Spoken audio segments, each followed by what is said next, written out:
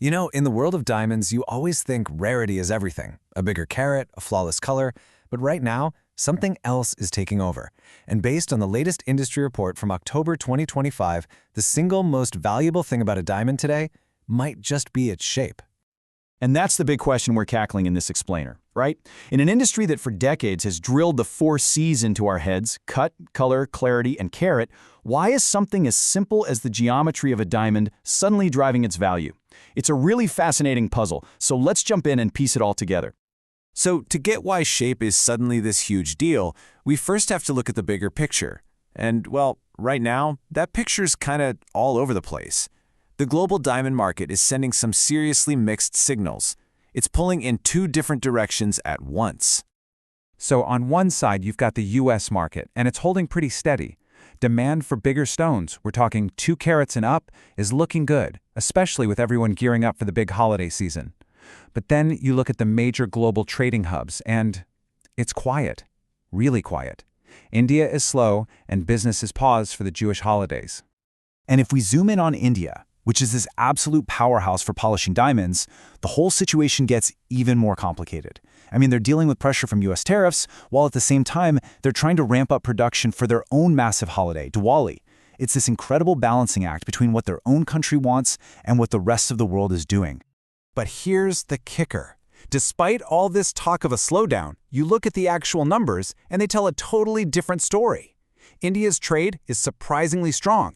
Rough diamond imports are up 19% year over year, and polished exports also up by 6%. So the engine of the industry is definitely still running.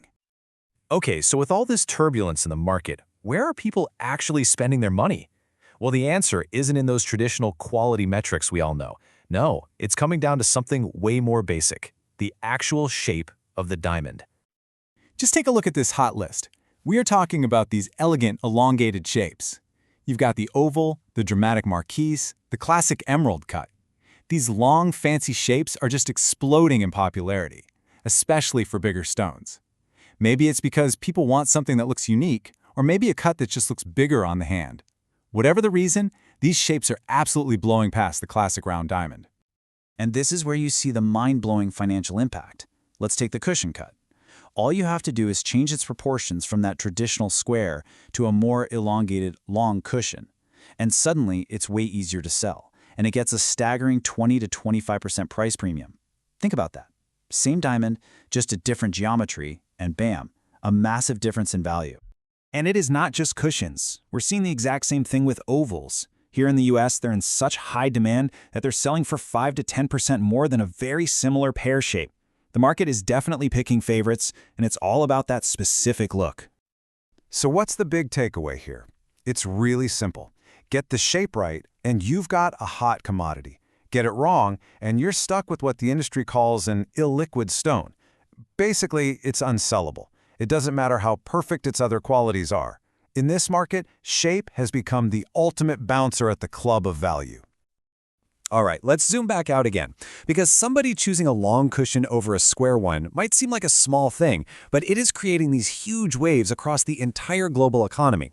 We're talking waves that hit everything from the trading floor all the way to the corporate boardroom. And if you want proof of just how powerful this is, you don't have to look any further than the luxury giant LVMH. I mean, they own brands like Tiffany & Co. and Bulgari.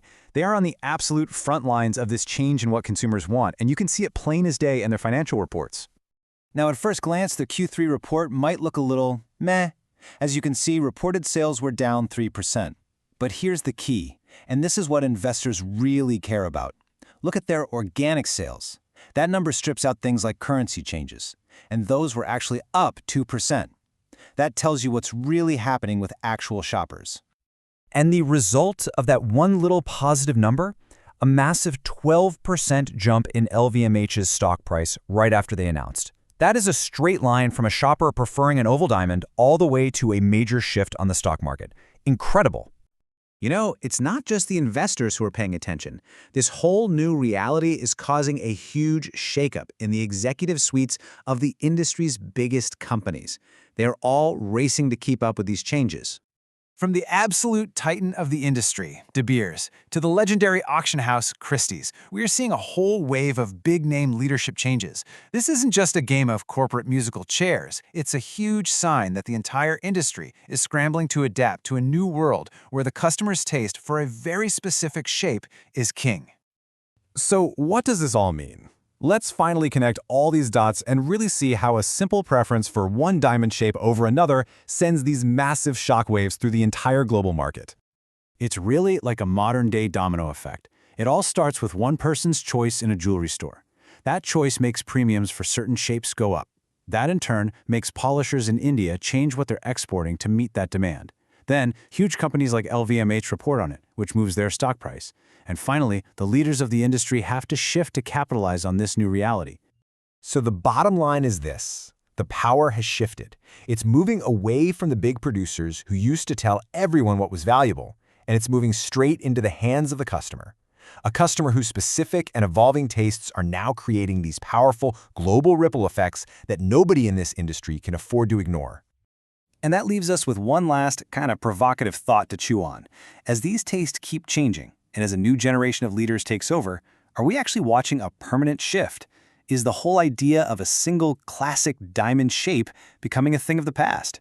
It's a really fascinating question, and one that's going to define the future of this entire glittering industry.